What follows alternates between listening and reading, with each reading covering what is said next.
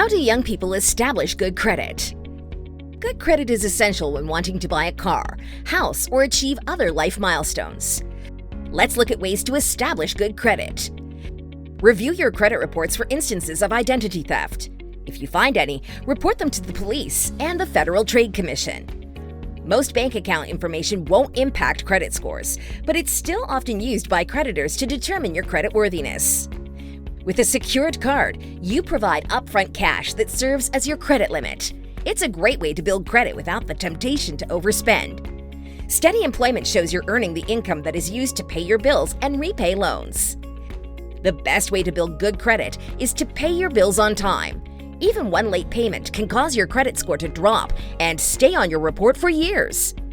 For more advice on establishing good credit, visit TakeChargeAmerica.org.